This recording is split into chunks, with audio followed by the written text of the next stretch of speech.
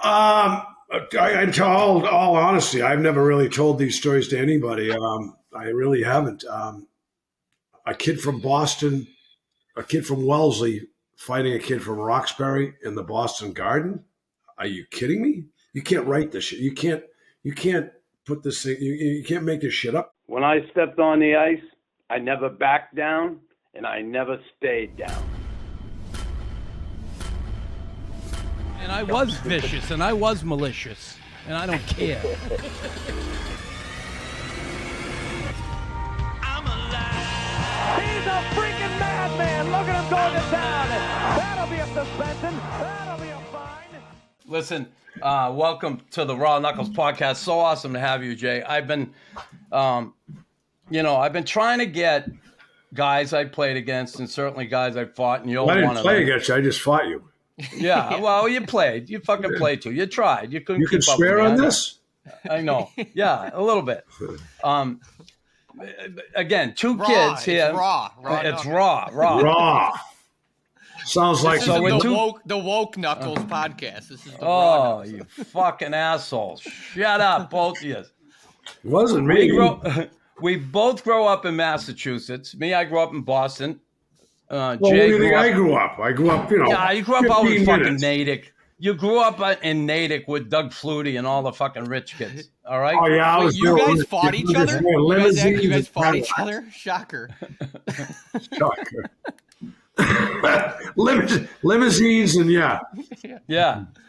Limousines, big lawns, fucking the whole deal. Anyway, growing up in Natick and becoming a hockey fan, how did that happen? And then a hockey player. Well, as a kid. Chris, I think I'm only a couple years younger than you. I think two maybe. I'll be 63 this summer. So I started when I was 10, obviously, you know when. I was born in 1960. So 1970, I watched the Big Bad Bruins, and I fell in love. You know, the da-da-da-da-da, WSBK. You know, the WSBK, Tail 38, and then the goal. I mean, who cannot remember the goal that Bobby Orr from Derek Sanderson? And that's why I started skating. That was exactly why I started skating. My mother put me on a pond with figure skates when I was 10, and I had newspaper in the toes. I'll never forget it. And I fell in love with it. That's basically how it was. I fell in love with skating. It wasn't hockey. It was the game of hockey was odd to me at 10 years old, obviously. So I started to pick it up and watching Channel 38. You know, my father says, you know, when the rabbit ears, you remember, Chris? Yeah. Your dad used to get up, you know, you were on the floor sitting in front of me and get up. Hey, fix those rabbit ears. Yeah, Oh, no, hold it it right there. No lie. You know, holding the rabbit ears on the top of the TV with a big circle, you know. So that's how I started, and then watching it black and white. And then, so you actually, believe it or not, Chris, sorry, I just found this out. I just got back from Florida, and I talked to my mother, and my mother was talking to me, and she goes, we started just chit chatting, and do you know? She goes, I brought you to the parade. I go, what parade? 4th of July. She goes, I brought you to the when they won the Stanley Cup, and I brought you in Boston by myself. We took the bus in. And you don't remember? I don't remember. I was 10. Yeah. You know, I mean, I don't remember, but she just told me that after I'm 62 years old. Imagine that. I just found this out that I went to the parade. So, well, it's about time. It's about time you found that out. Did you guys, where you grew up, Jay, was that close? Where was that by you, Chris? I was 10 miles from Chris. Never knew. I didn't know. Excuse me. I didn't know Tim. I didn't know Chris Nyland personally until we met. Oh, Chris can tell you the story better than I can, but we're going to get there. We're going to get there. Okay. Yeah, it's pretty odd. 10 miles away we lived. I never knew who Chris Nyland was. We went to the same prep school together, which I didn't know who he was. We didn't go together, but we went to the same prep school. I think, Chris, you're 64? 65. So we were going to miss college. We would have missed each other. High school, we would have missed each other by 1 year. Yeah. But we missed each other in high school, college, and all that, and minor hockey. Prep school at Northwood. in prep school, but we didn't miss each other in the summer league. And this is how Jay and I met originally. Okay. And I played summer hockey, and they had a league south of Boston in Hingham. And there were a lot of pros that were home in the summer trying to get in shape. I think they were more tough guys, Chris, than they were pros. Yeah. I played for the Clovers. They were a pretty tough team. And, there were some guys who thought they were tough. And when it came time, we really didn't see it. But anyway, we used to spook a lot of teams in that league. We would run a lot of teams, and we were a pretty physical team. We were playing against Joe Lyons' team from Canton. And Joe Lyons was a scout for the Bruins. So we kind of pushed his team around. And the next time we played him, Joe brings in Nicky Fatiu and Jay. And now Nicky comes down, and all of a sudden I'm looking at the guys on my team who were acting tough. And when Nicky was there, their assholes tightened up like a mouse. Anyway, I had words with Nicky. He was scaring the referee. He was scared of everybody in the building. And I had words with Nicky. Still scares me. Still scares me. I said, fuck off it to you. Everybody in the building scared of you. I ain't. Go fuck yourself. Blah, blah. So we had it. And then all of a sudden, I run Jay right in the offensive zone, his zone, defensive zone, and I ran him. And I come off the wall. He give me a slash. I turn around. We started fighting. And that was the first time we fought. And I'm going to tell you right now, and I said this to Tim earlier, Jay. I said, that kid's fucking tough. Who is he? I'm like, who the fuck is that? Chris, I knew how to box. I didn't know how to fight.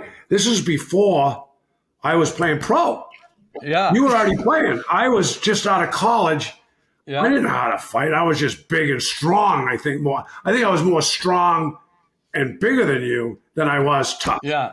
Yeah. Yeah. But fuck, and plus he's a lefty. I'm there. Fuck, I found that out. So we get through that, and that's all gone. That's done. But wait, real quick. What do you mean a summer league? Like, yeah. That's what I don't understand. This was like nothing. This was like that. This is a bunch of guys.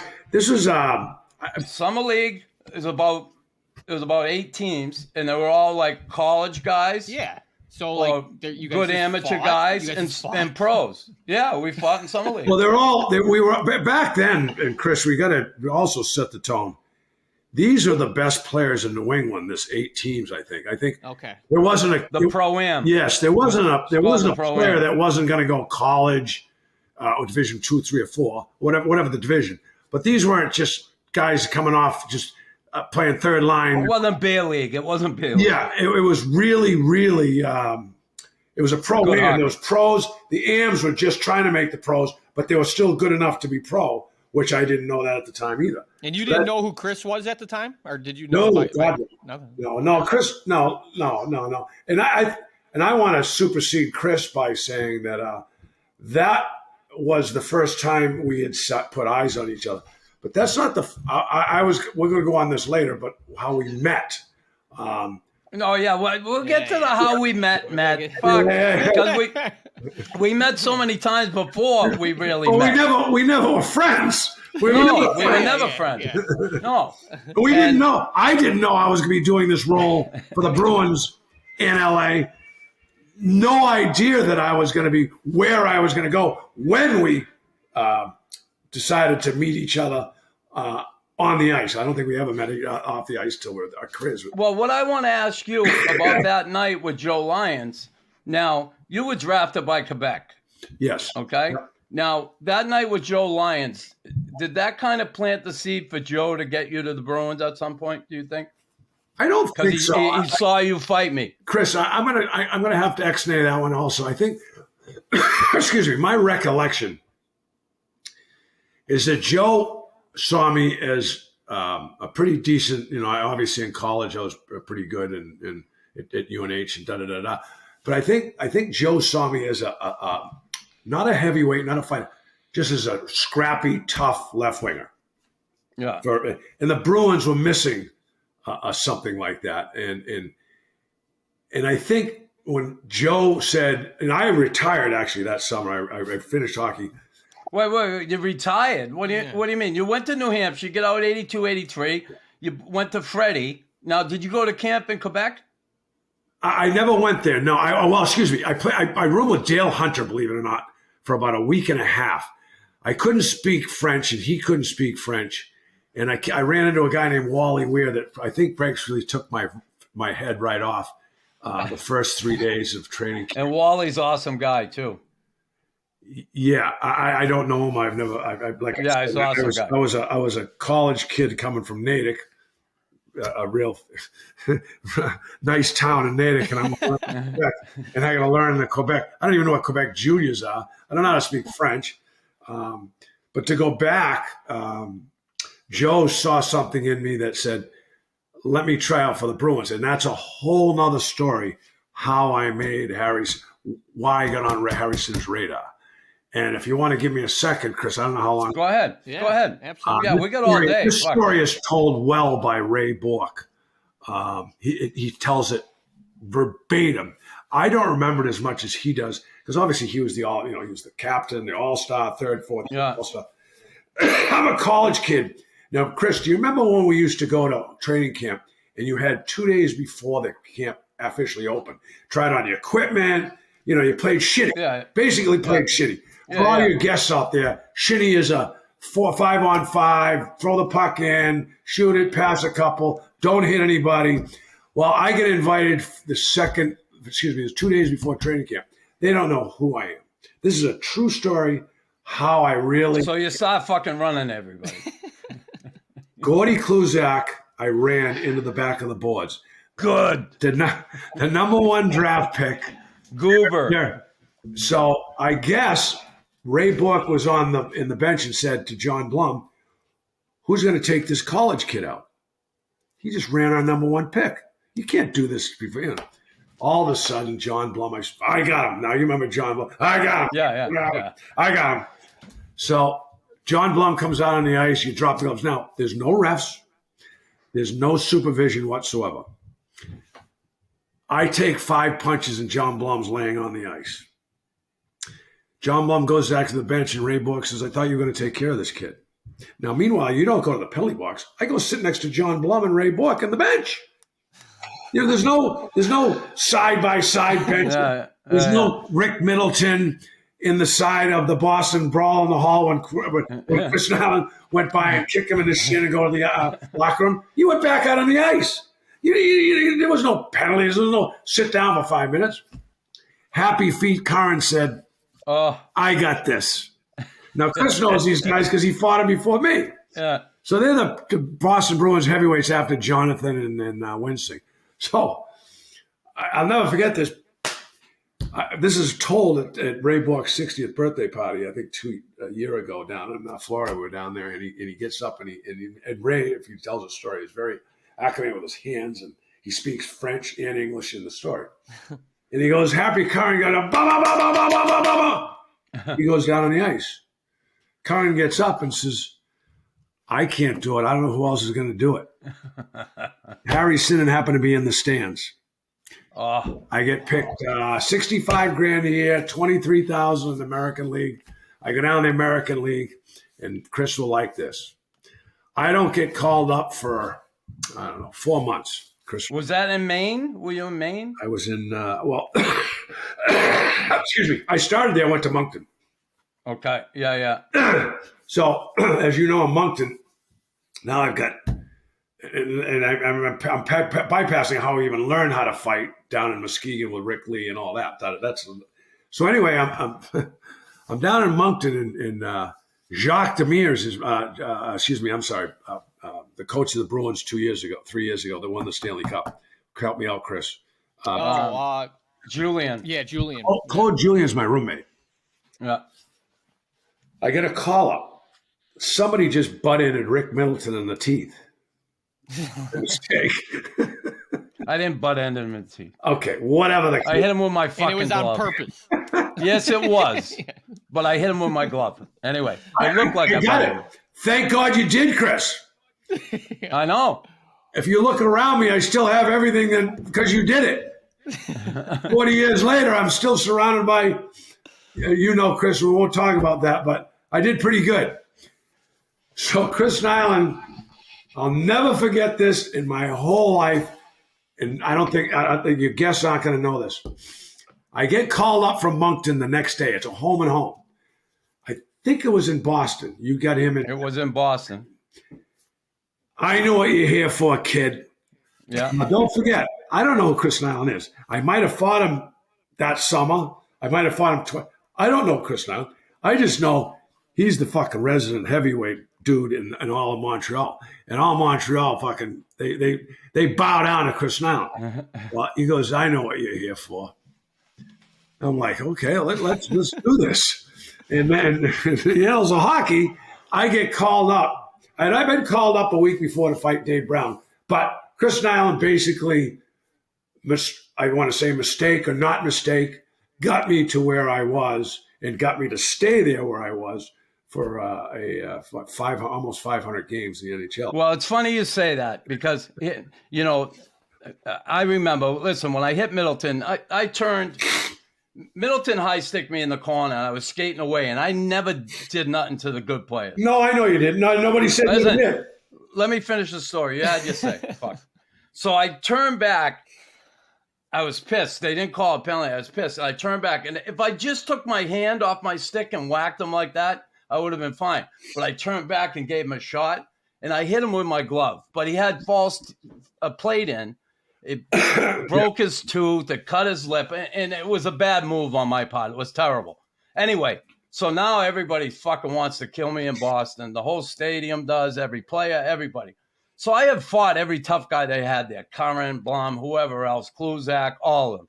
So Jay gets called up, and we're in Boston, and he came, and, you know, all of a sudden I go on the ice. All of a sudden Butch Goring puts Jay out right away against me. Fucking... And I just look over and I said, hey, I know what the fuck you're here for. We're going. As soon as the puck dropped, I went right at him. No, I know. Excuse me, Chris. I think he said, I know what you're here for, kid. Yeah. And you just kind of looked at me. Anyway, so I go right at Jay and start throwing. And then Curran comes in. Yeah. And he comes in to try and throw a punch at me. And he left. I got you. Yeah, I know. He's scared of me again. Yeah. No. She's trying to change. She's trying to change. Never scared of me. I know that. I'm only fucking with you. So I'm concentrating on Jay, and out of the corner of my eye, I see Happy Feet Curran coming. And I just threw one over Jay's shoulder and suckered him right in the nose. And then Chelly jumped on him. Anyway, so we have that fight, and that's great.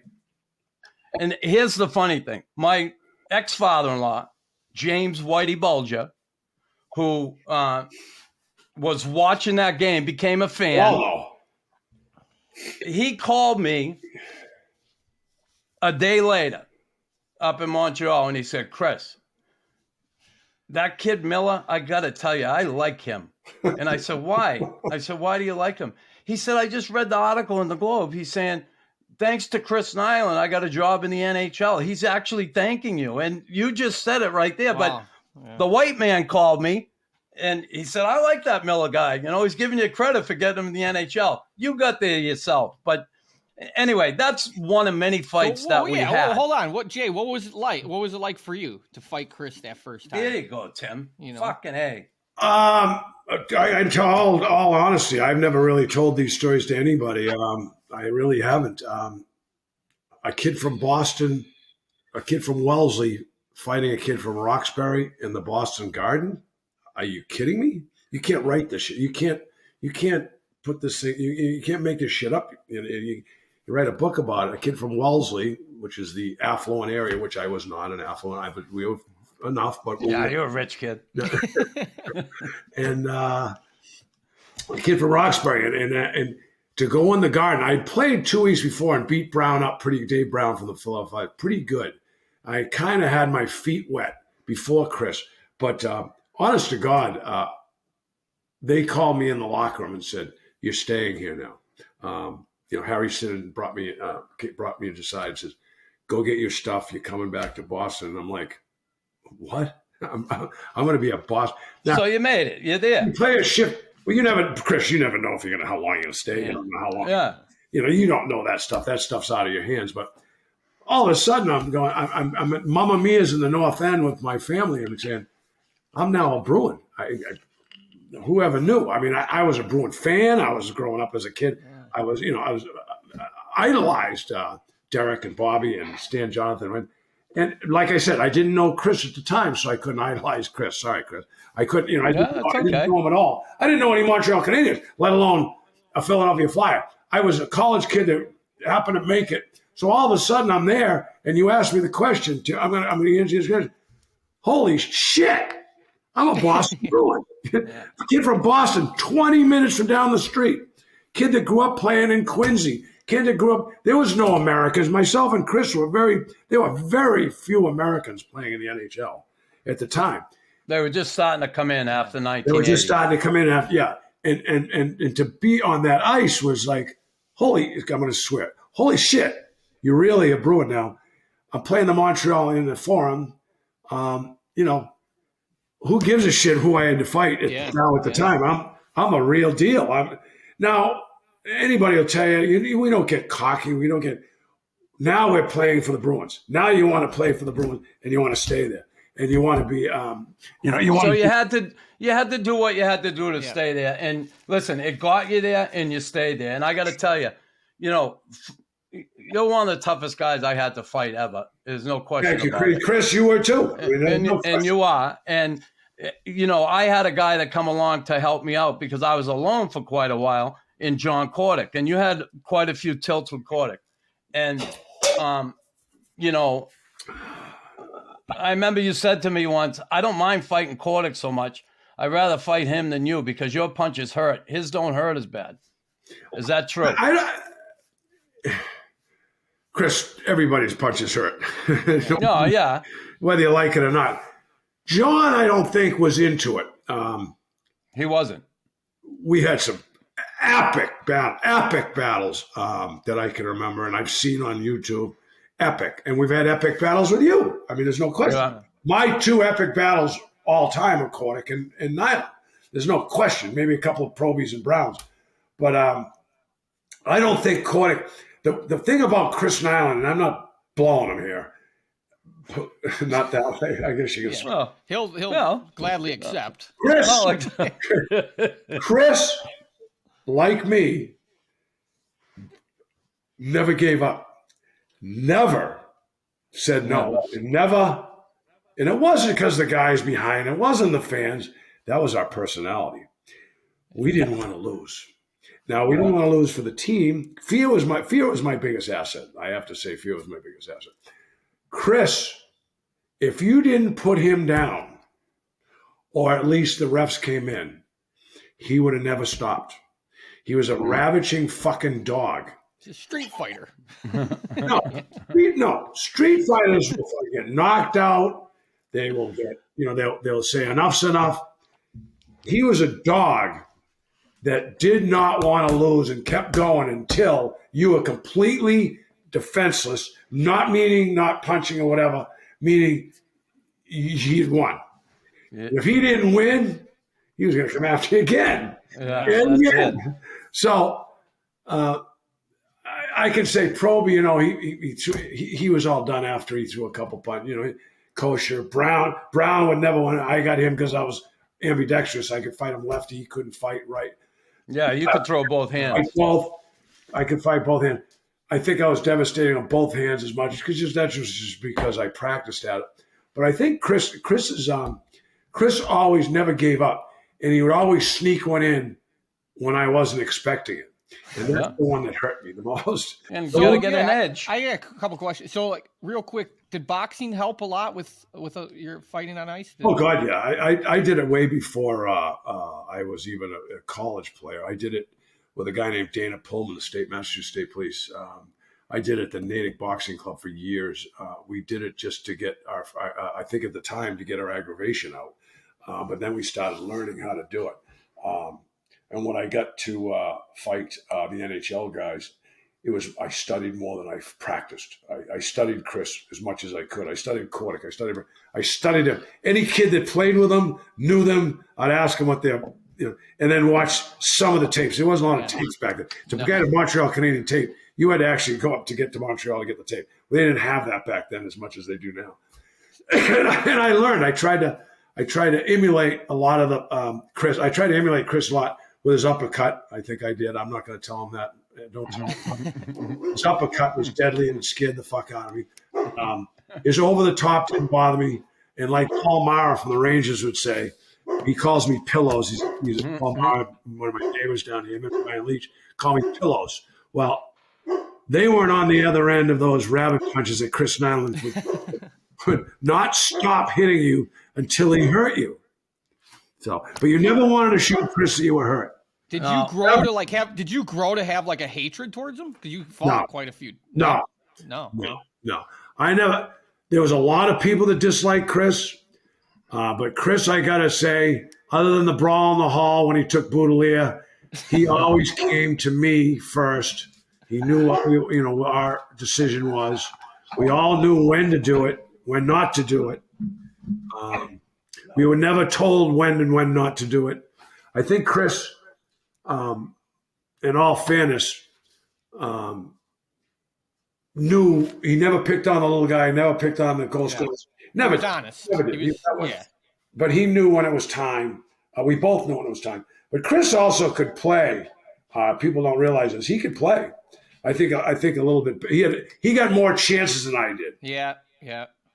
I know, but you had 20. I mean, you had 20 goals one year, didn't you? No. 10, 11, 12. Well, still. I mean,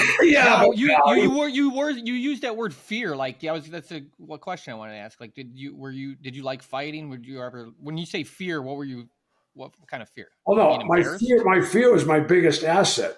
Okay. My fear of losing. My fear was my adversary. My fear of the heavyweights. After I got the taste of it, I wanted to stay. I wanted to be an NHL. I never expected to be an NHL. Being a first round, second round pick from Quebec, whatever. Once you get the taste of it, it's like that bad drug. You want to keep it, and I did everything I could in my power, and that was either fighting Chris, fighting anybody in the league. But so Jay, we had such a big event. People don't realize this. Also, we played to each other 8 times a year. Yeah. That sucked. Now these pussies nowadays, you got to play Montreal up there 4 times, Boston 4 times a year. All 5 years I was there. That sucks. But Jay, as much as it did suck, it made for great games. Now, it sucked for us. What's really sucked for us, the 8 times a year, 4 times in Boston, 4 times in Montreal. But then we play fucking 4 exhibition games. Hello? Well, that was fucking ridiculous. Ticket sales. We didn't know. Oh, yeah. They did it for ticket sales. They knew there's going to be brawls.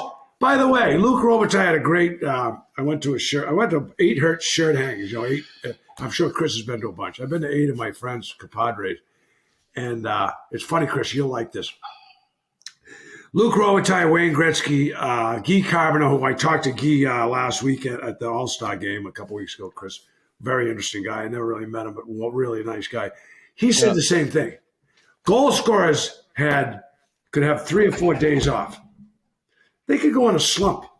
And the papers are going to say, well, and then they come back out and get 2 or 3 points a game. We missed one fight or lost a decisive fight or took a night off. We're not getting a paycheck. We're going home. Yeah. We never had a night off. Chris and myself never had a night off in our whole career.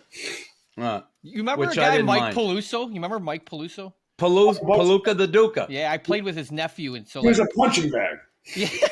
So I played with his nephew in college, and I would see Mike, and he said one time, he's like, I'd be in Detroit, and like the fans would just call the hotel, call my room and be like, Probert's gonna kill you. And he's like, I'd look over and Savard's just snoring away, sleeping, and he's like, I couldn't go back to bed. And that's just, off of what you said, it's like, the role you guys did, man. It was crazy, but it was fun. Hockey was fun. It was crazy, no question about it. It's changed certainly today. Jay, from your standpoint, thinking of that, the rivalry between Boston and Montreal. What was that like, sitting in your room, getting ready for a Habs game at the Forum when you looked around at your teammates? You could tell, like I looked around at my team, I knew which guys were kind of really nervous. I mean, I was nervous, but some guys get really scared knowing what's coming. Chris, did you sense that in your room? Chris, I'm not going to say who is scared of you or not. No, I'm not asking you to say who. But I'm going to, and then I was nervous. I'm not going to say I was scared. I was me too. Yeah. I didn't want to lose. But there was some fucking chicken shits. No names. They did not want to step on the ice. Yeah. They were afraid they're going to get henched. They were solidly afraid. You're not going to touch them. Kodak's not going to touch them. Gretz, I see Gretz all the time. And I was talking to him a couple of weeks ago. He says, somebody asking Michael Jordan, we were playing golf down in Grove 23, and he said, you're the only player, Gretz, that I had to protect off the ice more than on the ice because nobody wanted to touch him. Nobody could get near him. Nobody. He was too smart. He was smarter than all of us. Go back to those Montreal rivalries. I still, to this day, have not found that intense feeling in my stomach other than when the kids get in trouble or, I still haven't found in my businesses, thank God I've been very successful in all my businesses. I still don't have that I don't want that ball in your stomach that you get. Yeah, you'll never get it. You had to play Montreal with Fletcher, Kodak, and Nyland. And then you got Melee, you got a couple other tough kids. Shane Corson. He was a tough dude. Yeah, Corson was He was a tough dude. He told me that he was afraid of me. I said, Craig, I think I was more afraid of you than me. Oh, Nyland, because I didn't know I didn't know when you were going to fucking snap. Yeah. I always knew when Chris was going to snap. But how about Chelly? How about Chelios? What was the look on Chelly? Chelly was a prick on the ice. I don't think he had fear of anything. Like I said, I saw him the other day with Carbonell and those guys. I had just met him the last 5 or 6 years. Wonderful guy. He can still play, probably. He looks right. Crazy. He's like the Greek god.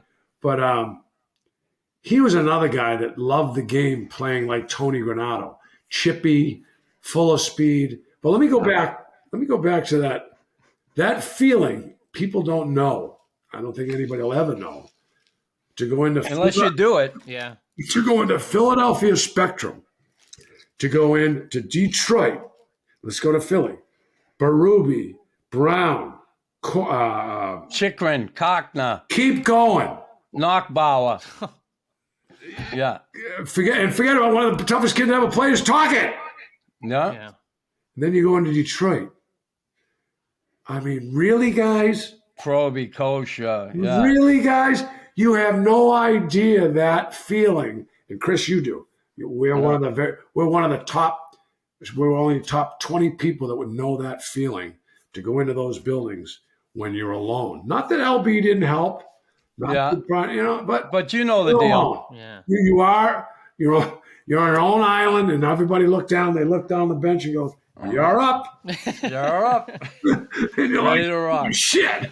Yeah. But that was what made it.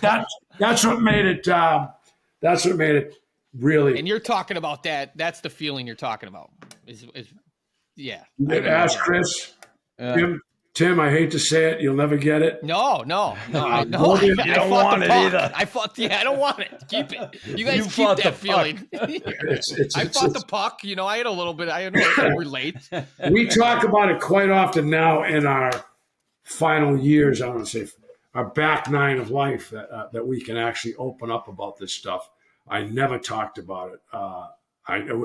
You kidding me? They would kick me out of the locker if I ever said I was nervous about it. So Jay, let's talk about. Listen, the Montreal-Boston rivalry, awesome. I end up getting traded, and it almost broke me. I just love Montreal. I love the Canadiens. I love the organization. What they did for me, I would die for them. I was just so passionate about that team. I never wanted to play for another team.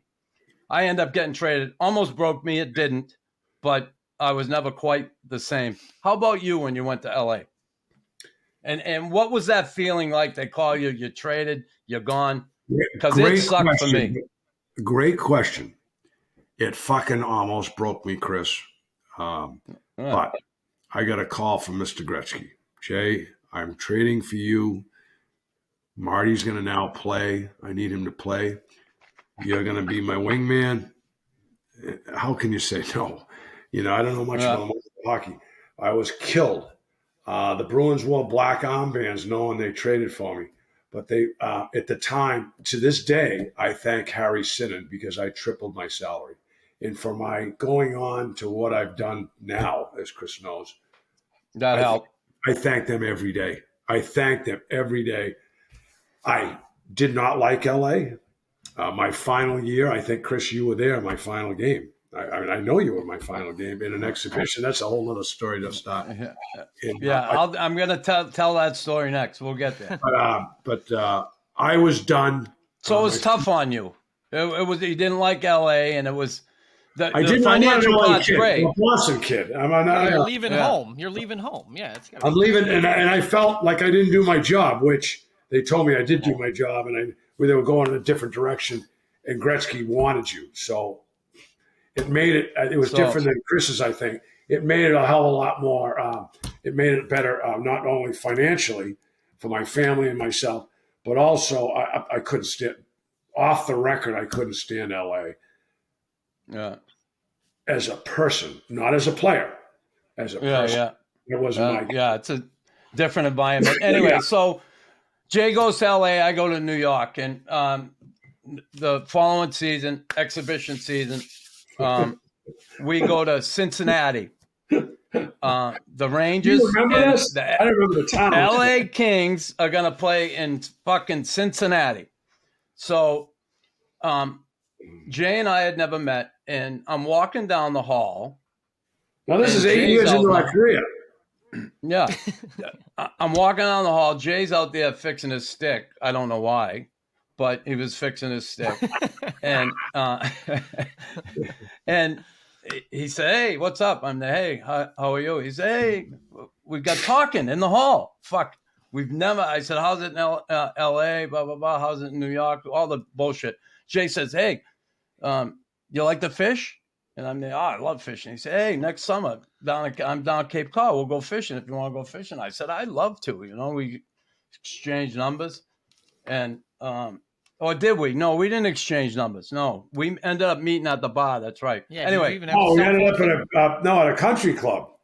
Country club, yeah, at the bar. But anyway, so I leave.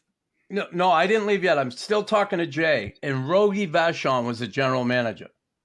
And he come walking down the hall. And Jay goes, "Fuck, I got to get in the room. That's the GM. Rogie fucking hates when you talk to people on the other team." So I'm there, all right. I fucking scoot down to the Rangers locker room. And I'm walking down there. Oh, fuck. Here we are, exhibition season. I finally got away from Boston, Montreal. Fucking exhibition games where I got to fight him all the time. I'm thinking maybe we don't have to fight this game. But after Rogie saw him, I said, "Fuck, I'm fighting him right away." I know it. And sure enough, we get out there. I get on the fucking ice. They put Jay out in next to me, and fucking boom, the gloves come off. And we just set up a fucking fishing trip, and we're punching the fuck out of each other. Did you ask him, are we still going fishing? No, we were. I remember that like it was yesterday, Jay. So I remember the hallway conversation, and I was at the end of my career. I was almost. I think that was one of my last games I ever played. I took the shirt off my back because I said I've had enough. I know I took the shirt off. Yeah. I think that might have been it. I said it was Barry Melrose, the coach. I think he was. Yeah. That's when I took the shirt off and said enough's enough. What was that fight like? Was it still the same? Or were you like, Chris is getting old here? I don't know. Yeah, we were both at the end of our careers. We probably kissed each other goodbye. Wow. But it was hilarious. And we anyway, fished last summer. Yeah. And we fished for, I don't know, 10 straight years together. Yeah, it was unbelievable. So I come back in the summer. I'm down the Cape. I end up playing golf, Hyannis Country Club, whatever. And we're in the bar afterwards, having a few drinks. And there's fucking Jay Miller. And boom, we're talking. And we set up the fishing trip. And Jay fished in a tournament down there in Martha's Vineyard called the Oak Bluffs Monster Shark Tournament. And he said, you want to come in the tournament? The first year we entered together, we win the thing. Right? Wow. It was unbelievable. But now here I am. This guy been punching the fuck out of him. He's been punching the fuck out of me for the last 10 years. And we were teammates finally fishing. I'll never forget. We went on to fish a couple more. I think we're more than that. I think we did 4, 5, 6 more years together. Oh, yeah. Yeah. and I'm it still was doing fun. it. Well, most of you guys, I mean, when I just felt like the tough guys were always like, the glue guys and just great locker room guys. Is there any guys you fought that, were just dicks even after post career? Or most guys are pretty good guys, right? I can't find a one. Yeah. Yeah. Pretty hard, right? You love Claude Lemieux, though, don't you, Jay? No, he was actually. You know what? Who never did a thing to me was Alf Samuelson. Never did a thing to me, but he really irritated me because what he did with Cam, and then. But Claude was the kind. I've actually met him a couple times now. I think he's a wonderful guy.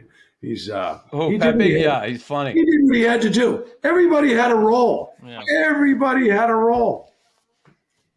So hey, so you play with Ray Bork, Milbury. I love playing for Mike Milbury. I love playing for him. How is he as a teammate? Him and Ray. Talk the difference. Ray and Mike Milbury as teammates. I'm not going to go there on the Mike's side. Ray, I've had a lot of, and people ask me who your best teammates you ever had, and I'm going to have to say Ray was probably my best. Behind that, I'd have to say Paul Coffey or Larry Robinson or Tony Granato. Gretsch was a teammate, but I wouldn't count him as the guy that you could go console to. He's still a dear friend. So you love Ray. What is it that? And you don't have to get into details. You're not so fond of Mike Milbury. No, it's not that I'm not fond of Mike Milbury. I just, as a coach, he wasn't my kind of coach, and you'd think he would be because he kind of had the same role I had. See, I loved him. I loved him as a coach. I'm not saying I didn't love him. I just said he was different. He was totally different than I expected. Was he coaching when you got? Was he coaching the Bruins when you got traded? No. Well, how do you know him as a coach? No, I know him as a player. I played with him. Yeah. I played with him first 2 years. Last 2 years of his last year and a half, we did that 400 game rule for the NHLPA. Yeah, when he came back, right? Yes. Yeah. Nicest guy in the world. Good guy to talk to. But I can't say. I'm just talking about Ray because, like I said, I can't talk about Mike Milbury the way I want to talk about because I don't know him that well about that. He actually lives down the street from me down here on the Cape. I know he does. Somebody just told me that. He's right down. He's a mile from here. But Ray doesn't he live down in Hyannis, Jay? I think he lives in Summit, right where my restaurant is. I'm pretty sure he lives. I'm pretty sure he lives right here. I thought he's in New Seabury. No, that's the old coach of the Bruins, last year's coach of the Bruins. Cassidy. Cassidy. Cassidy lives there. Yeah. Okay. Who, Bruce Cassidy? Yes. Yeah, Bruce Cassidy. Yeah. There's a lot. We got a ton of guys that live right around my neighborhood. My restaurant's filled with the NHL guys. So let's get into the restaurant, the Courtyard Restaurant. When Jay retires, he started. He got involved in a business on Cape Cod, which is crazy successful. He had a partner originally. Jay bought him out and ended up really building this place up.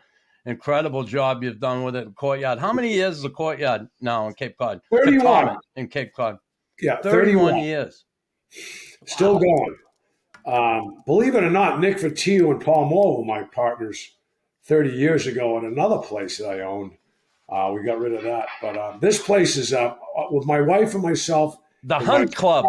Yeah, the Hunt. Yeah. The Hunt Club. Yeah. Knuckles spent a few nights at the Hunt Club. Spent a couple of days at the Courtyard too. But I can remember you walk.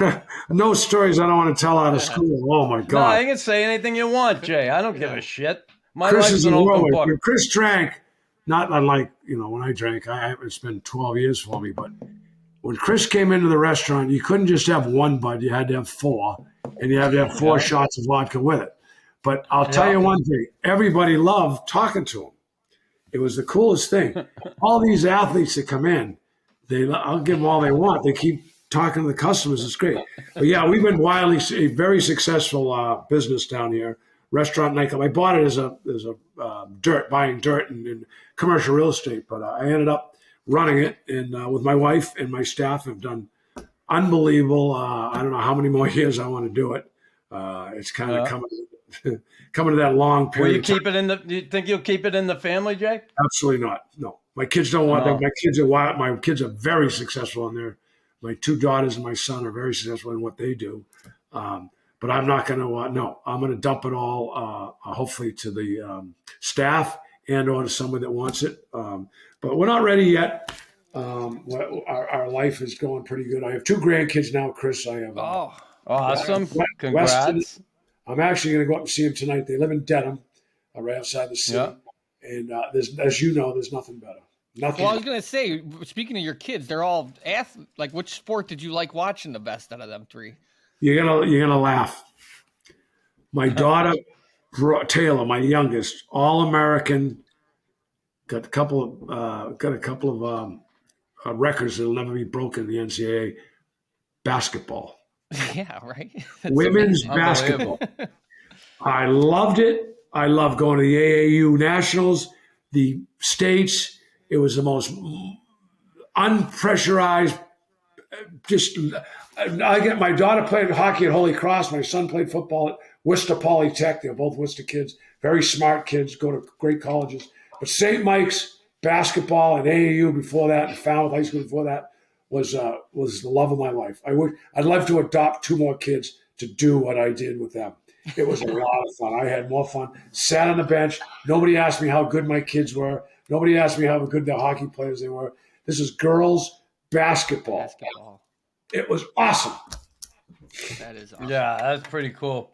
And we also, Jay and I also share a mutual friend, Brian McLaughlin, who in retirement, Jay and I have gone on quite a few trips down to the Bahamas and stuff like that, Florida. We just got back. St. Martin on a private plane. You just played Jordan's course, you said? He told me he was going to go. What's that place like? I heard that place is crazy. It's like drones bring your drinks and stuff and all that. It is. Is that true? It is. It's pretty. Drones bring you. It's called Grove 23. I play there with Wayne and Michael. I've never played with Mike, but he plays in front of us. But we had a lot of fun.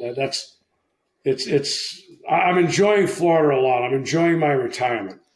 But I'll show you if you people want to see this. Let's see. Just put it up to the. You got to put it up to the camera, Jay. There you go. Find the camera. There you go. Yeah, hold on. You just had it. Hold on. I'll show you Wayne Gretzky and Paul. Hold on. Let me just show. Hold on. Sorry, I just lost it. But there's. Oh yeah. Okay, there's MJ. Yep. See the golf cart? See the Oh, it's that like it's a bike. 40 miles an hour the golf carts go, I heard. Wow. They all go fast, right? They do. And that's Wayne. And who's the guy next to him with the hunk of tobacco in his mouth? That's me. Oh. And then shut up. And that's Justin Thomas.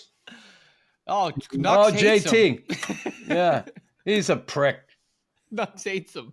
JT. What a fun time that was. I get to play it quite a bit. But going back to Brian McLaughlin, the founder of D'Angelo's, we just got back to Sit up, Martin. Jay. I can't see it too good. He's Sit up. Yeah, there you go. Right there. St. Martin. We just came back from St. Martin.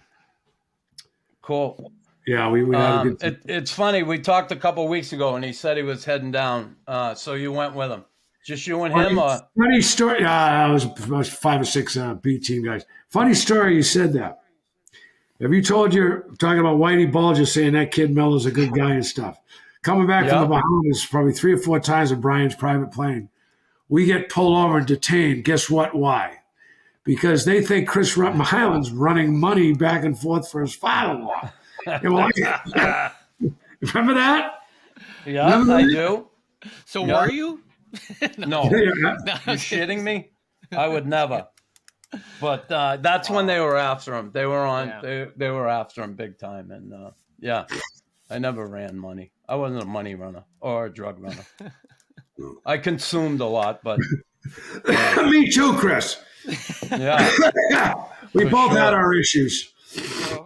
Yeah. So Jay, let's talk about just when you had that little bout. You ended up in Mass General Hospital, and I went to visit Jay, and they had put Jay in a induced coma. He almost lost his life, and I went in to visit Jay, and he woke up, and he, when I come in, he was awake. He had come out of the coma, and I said, "Hey Jay, how you doing there, pal?" Blah, blah. We started talking.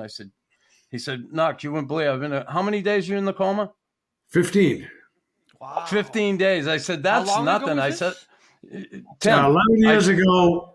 11 years. This week coming up. So he passed Jay said, he said, they put me in a coma for 15 days. I said, "That's nothing. I put you in one for 3 weeks once." He said, fuck off, you. But that near-death experience, how did that change you? And what was it? You had a virus, or I had a gallstone stuck in my gallbladder, which gave me sept, which gave me pancreatitis, which now gave me type 2 diabetes.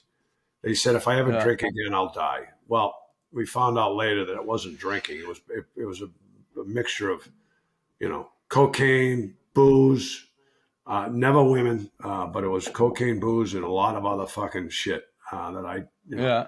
Because in all odds to Chris, in all honesty to Chris and myself and people fans out there, we went through some tough shit, and we had to get it back somehow, and we fell into a deep dark hole, and that's what happens. And I don't know if it happens to all of us, but thank God I have. It happens to some of us, no question. And they put you in that coma, and you end up obviously coming out of it and surviving, and you've changed your life since, right? It saved my life, Chris. It really did. I haven't drank in 11, 12 years. Not saying I'm never going to not stop drinking because I've been cleared to do anything I want, but that doesn't mean I'm going to go out and have a party. But it saved my life. The friends and family that I have, my family, I can't thank them enough. I'm not pushing the Lord. I'm not doing any of that stuff because I believe I was put on here to do something right, and they gave me a chance again to do it, and that's good. I came back to do it. And that's Chris, good. I'm happy for you. Good. Yeah. Chris, you're doing great. You're doing super. I talked to you here at Seacrest there this summer. Yeah. We got to see each other for quite a bit, and it's good. We're doing fine. Awesome. Life is good. Geez, Jay, just awesome to have you, buddy. And anytime, Tim, Chris. Anything else for our boy? You got anything else for our boy, Tim? No, I'm just glad you're here. Are you a hockey fan, Tim? Yeah, I played. Tim played. No, yeah, I watched today's game a little bit, I'd say. I'm actually I am very excited about this year's Bruins. They look pretty good, Chris. Oh, of course. Yeah. Right? Yeah. You like watching today's game? You like I didn't watch for 20 years or so. I've had season tickets for 30 years, I think, just for the company. And I just started watching, not going. I'm not going to go. Really? But I started watching. I watch every game. When I'm in South Florida, we'll go with the guys and watch the game. It's a lot of fun. It's something to do at night over a couple of, sodas, and we go watch the Bruins because they're playing a game that we've never seen, Chris. They're playing quite well, and it's fun to watch. Did you not watch because you just kind of got away? Like, did you leave the game kind of hating the game? He could care less about the game. No, when I retired, which wasn't that long ago. Chris knows. Chris knows. Ask Chris. Yeah. I was, I hate to say this in not a derogatory way, a cocky way. I was a businessman. I was working for my family. I really went out and tried to make a living for my family. And because hockey wasn't all that. I was never a fan. I'm not going to say I was. I didn't know the rule. Like Gretz would say, what place are we in? Just for kidding. I said, I don't care. I know I got to fight Chris Nyland tonight. So that's what I was thinking about. I didn't care about hockey. Love it. Yeah. Jay, you, listen, it's been awesome having you, buddy. I appreciate you joining us, and say hi to Paul and the kids. And I will certainly. Hey, I got to come down and fish with you again this summer. So you come down to Florida, down Boynton Beach. I'm down there half the time in the winter and fishing there, and I'm fishing. Christian's down there. Christian. He's fishing down there, and got a couple boats to fish with down there. And up here, you're always invited to just show up like all my other buds do. They show up and we'll just go out. You know. All right. I'd love to.